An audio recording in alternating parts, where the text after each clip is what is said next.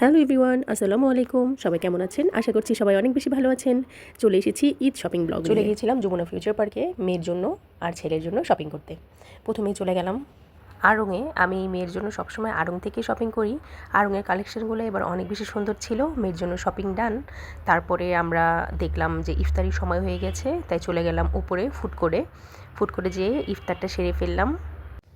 আমার মেয়ে যেহেতু এগুলো কিছুই খাবে না, ওর জন্য তাই সিপি থেকে খাবার নিয়েছিলাম। ও খাবে চিকেন শাসলিক আর খাবে চিকেন বল।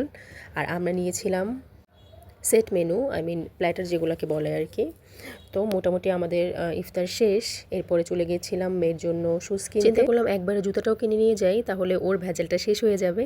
জুতাও দেখলাম পছন্দ হয়ে গেল, তাই নিয়ে নিলাম। ওর জন্য জুতা দেখছিলাম আর ও প্রচুর দুষ্টুমি করছিল। আমার মেয়েটা আসলে অনেক দুষ্টু, দেখলে বোঝা যায় না, কিন্তু সে যে পুরো মার্কেটটায় কী পরিমাণ দুষ্টুমি করেছে শুধু আমরাই বুঝতে পেরেছি, আর আশেপাশে যারা ছিল তারাই বুঝতে পেরেছে। এই তো আমাদের মোটামুটি ওর জুতা কেনাও শেষ। আমরা এখন বিল করব, বিল করে বের হয়ে যাব। আর এই যে দেখেন, সে বারে বারে ক্যামেরার সামনে চলে আসছিল আর প্রচুর দুষ্টুমি করছিল।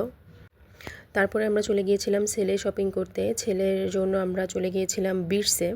বিটসের কালেকশন আমার বরাবরই অনেক বেশি ভালো লাগে।